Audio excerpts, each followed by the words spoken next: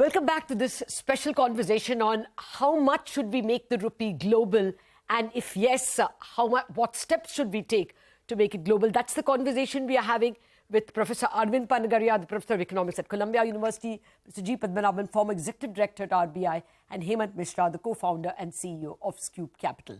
Gentlemen, thank you for your patience. Mr. Padmanabhan, I think we were agreed before we went into the break that our first concentration will be on other things like, growth and macros, and internationalization will happen in its own time. What would you recommend as immediate steps that India can take? Look, if you are talking about internationalization, obviously, there are 2-3 advantages of whatever steps Reserve Bank has done, and it has done in a very coordinated manner, which we need to appreciate. One thing which could be the outcome if this takes off is that there could be reduction in transaction cost. There could be better transparency as far as, and this has to be seen in the link with the CBDC, the kind of efforts are happening. Because to me, my mind, as far as at least this country is concerned, the CBDC is going to have the maximum impact as far as the cross-border transactions are concerned in terms of, bringing down the cost of transaction, the speed of transactions, etc. Yes. So the transaction cost is one thing that is going to definitely reduce. The second thing, on account of this invoicing and the central banks having the swap lines, what we need to understand is something similar to, although it was not a great success, the ACU, we are actually netting dollars. The use of dollars is reducing. So definitely that's a step forward as far as reducing the use of dollars is concerned. Maybe it is not complete internationalization, but we are making sure that the use of dollar is constantly reduced. Mr. Padmanabhan, 1 minute. Mr. Padmanabhan, 1 minute. I think I'm confusing you all by constantly saying internationalizing. Maybe I should just say that how much more can we use the rupee for cross-border transactions? What steps can we take? No, already the steps that we are taking 2 important steps. One is for the trade, the other is for the P2P payments. Okay. And these are the important steps that need to be taken, can be taken under the current stage of convertibility, unless we talk about the capital account being liberalized further, and then talk about more internationalization for transactions. So the first 2 steps are the right steps taken, given the kind of convertibility stage we are in as of now. Okay. Hemant, there are people who obviously look at India as having too many problems, even opening a non-resident account for non-resident transactions. So do you think some of those steps need to be taken? Just nuts and bolts. So quite a few things need to be done. I mean, at the cost of sounding non-popular, India continues to be a complex place to do business. But that's kind of beyond the agenda of this particular discussion. The 3 things that are needed for one to even start thinking about internationalizing or globalizing the currency is obviously a strong macro conditions for the country. You don't want to go ahead and open yourself to whatever little risk, because it's a double-edged sword in some ways.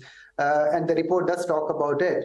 So you want to do it when you are at your strongest, and you want to do it from a position of strength, which obviously works well for India. The second is obviously it needs to translate into tangible benefits, whether it's transaction cost or incremental flows, whether on the trade or on the capital account. And that will only happen if people lay trust in the regulatory framework in terms of enforceability of contract and whatnot. Yes, now that again works very well for India. And I'm drawing a distinction between India and, for that matter, China, which I look at and track pretty closely. And the third is, a deep and vibrant domestic financial markets, because, some of the residual flows will eventually get invested back into the domestic markets. So these 3 preconditions are already there. Okay. Now, what are the few things that need to be done?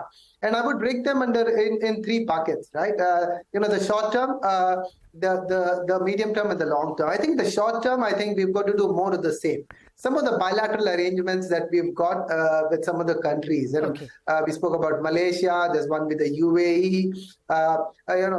Extending the UPI network. It was a delight for me when Singapore became a signatory to it. So some of this should be done, and this is very important for us because we've got a very skewed payment profile on the trade side. I mean, we obviously run a trade deficit, but we've got oil import bill that comes from the Middle East, while our exports come in predominantly from the US and Europe, and predominantly services. So we'll have to get that mix right. Otherwise, we'll have a situation like we had with Hemant, India-Russia problem. Hemant, unfortunately, I get your point, Hemant. I'm unfortunately out of time. I have to get last one minute of thoughts from Dr. Panagariya. Do you think, sir, we have to persist with this, at least the noise of rupee as a global invoicing currency, simply because of the geopolitics? I see no harm in that, Latha. I think we should certainly do that. But ultimately, to get there, the only developing country that I see which is closest to being internationally there is China. Yes. And that is where I see, we really need to open up in a much bigger way.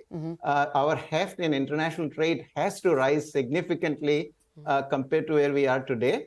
And keep doing that, do sign the free trade agreements and with various countries, become the one in the China plus one equation. And I think the rest will follow. Okay. So that is my sort of recommendation, which is good for the economy, which is also good for the rupee to become an internationalized asset.